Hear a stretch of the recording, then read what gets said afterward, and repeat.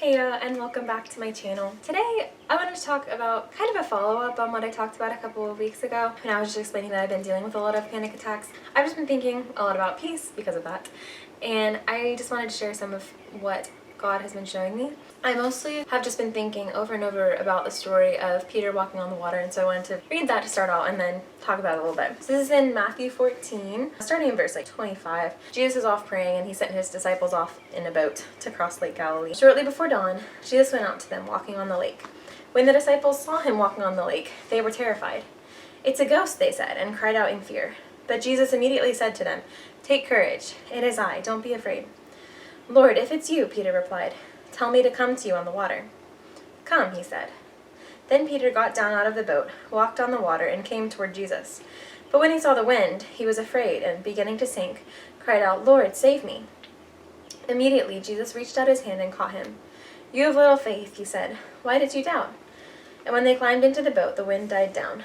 Then those who were in the boat worshipped him, saying, "Truly you are the Son of God." So I feel like God just reminded me of that story because in these moments of deep, overwhelming fear, when I'm crying out to God, "Lord, save me," he just has encouraged me to keep my eyes fixed on him, and that is how I will have peace. And it made me think of this verse in Isaiah that says, "You will keep in perfect peace him whose mind is fixed on you because he trusts in you." And I just feel like we see that with Peter walking on the water. Like when he was focused on Jesus, it was okay, but when he looked at the storm around him, that was when he started to sink. And I just feel like that's been God's challenge to me, because what I want to do is I want to understand the situation. I want to be able to control it. I want to know what's going on in the spiritual realm. I want to know when this whole season is going to be over. And I feel like there have been so many times where I just am so hyper focused on when am I going to have my next panic attack, and like over analyzing every little emotion, and then that turns into the gateway for fear and lets me have another panic attack because I'm always just so focused on looking for any single sign of it and then being like, "Oh my gosh, it's there," and then of course panicking, so I'm like, "I'm about to have a panic attack," and then like I do. But I feel like God has really been like, don't look at the thing that you're afraid of. Like, you don't need to focus on the storm around you. You don't need to know how big the waves are.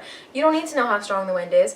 You don't need to know if the storm is even still raging or if I've calmed it yet. Like, I'm calling you to walk on the water towards me, and I will give you the strength to do that.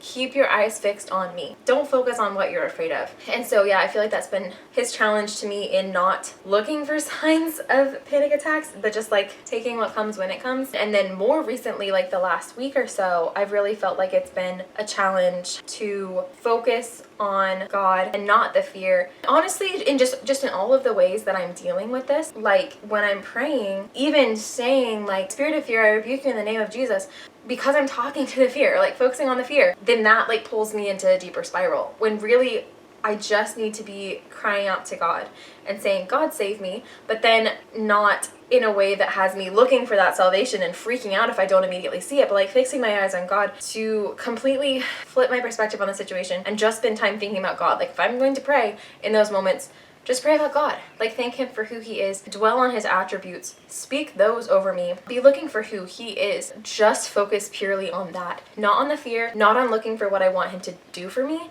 but really just who he is. Turn your eyes upon Jesus. Look full in his wonderful face, and the things of earth will grow strangely dim in the light of his glory and grace. I had a really rough weekend. I feel like the things that normally help me when I feel myself going to a panic attack, of like listening to worship music or reading my Bible, especially in the Psalms, had not been helpful. And that's even more stressful because I'm like, dude, these are literally like my two small coping mechanisms, and if even these don't work, what am I gonna do? I was just feeling so discouraged and so overwhelmed, and so like, God, I can't do this anymore, and just so given over to the fear. But I feel like God was showing me that even then in my approach to listening to the worship songs or reading the Psalms, it wasn't as much filling up my mind with him as it was looking for the solution to my problem. Like looking for the verse that perfectly describes what I'm going through and gives me comfort and peace, or trying to find a song that like speaks to my situation, and then also really with half of my mind focusing on, is the fear going away yet? Is it going away yet? Is it going away yet? Is this helping? And again, yeah, like hyper fixating on my problem instead of focusing on Jesus. And I don't even know how to describe that because it feels like such a subtle twist, such a small paradigm shift. But I don't know, like reading the Psalms, not to find a solution for my problem, but just to see who God is, just trying to draw my heart into a state of worship for who he is and what he's done. And same thing with listening to the worship songs, just trying to worship him with whatever words are coming through my headphone, like just trying to look for him and fill my heart with love for him. And it makes me think also then of that verse in 1 John, perfect love casts out fear because fear has to do with punishment. The one who fears has not been made perfect in love. And I just think about, like, I feel like our hearts have a physical capacity, and so the more that there is of love and of God in there, like, the less room there is for anything else. And so instead of fixating on my fear, I want to be filling it up with thoughts of God, like whatever is true, whatever is noble, whatever is lovely and excellent, of good report and admirable and praiseworthy and all that stuff. Think on these things. And what fully fulfills that list? Only God.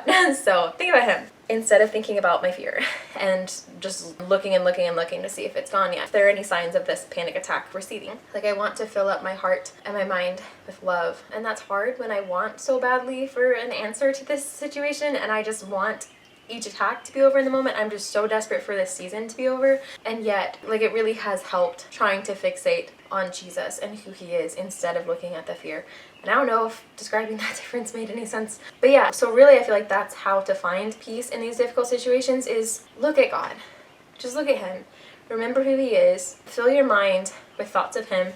Another thing that has helped to give me peace, I thought of it because of the whole image of, like, walking on the water, is a verse in Job where God talks about, I'm gonna see if I can find it, but how God created everything. He's like, Job, what do you know? What control do you have? I have all of the control. Which is scary to be like, oh yeah, we don't have any control, but then peaceful to be like, you know, God has it all. In Job 38, Verse 8, who shut up the sea behind doors when it burst forth from the womb? When I made the clouds its garment and wrapped it in thick darkness. When I fixed limits for it and set its doors and bars in place. When I said, this far you may come and no farther. Here is where your proud waves halt. I just remember that specific part of, like, this far you may come and no farther. Here is where your proud waves halt. And God setting boundaries, because to the Jewish people, a lot of times water represents chaos to them. Not necessarily exactly evil, but yeah, just like the force of darkness and chaos in the world. And so reading it that way is so encouraging. That brings me so much peace too, to remember that God has fixed limits on this. When the wind and the waves feel like they're going to overwhelm me, I'm like, I know that there is a boundary line there that they cannot cross. Somewhere is the place where their proud waves must halt, must give way to Jesus and his power. And so even those times when I don't feel like I'm being protected or defended, I'm like, well, still alive, I'm still here. So like he has set those boundaries. He is still protecting and defending me. And then the other thing from the story with Peter that I really love is how Jesus reached out and saved Peter when Peter cried out for help, and then said, you have little faith, why did you doubt? But he wasn't like, Peter, what are you doing? What's wrong with you? You have so little faith. Get it together. Try harder. You can do it. You can do it. Like, he reached out and saved him and then had that gentle rebuke for him. But he doesn't leave us to figure out how to be strong enough to save ourselves. He doesn't have these super high expectations of it. And when we are failing, he has so much mercy and compassion on us. And that was so encouraging for me to remember, because I don't know that I'm handling everything perfectly or praying the way that I want to. I feel like I ought to be being stronger. I feel like I ought to be being better at controlling my fear. I feel like in this conviction of you've been looking at the fear and not looking at God, I'm like, oh man, yeah, I did that wrong. But he doesn't punish me for that. He doesn't leave me to the consequences of my insufficiency.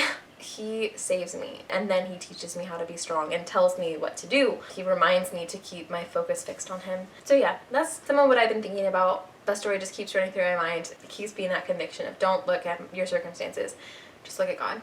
Like, that's all that really matters. And I feel like that has been super helpful in giving me more peace. So there's my thoughts on that. Thank you for watching, and goodbye until more interesting things happen.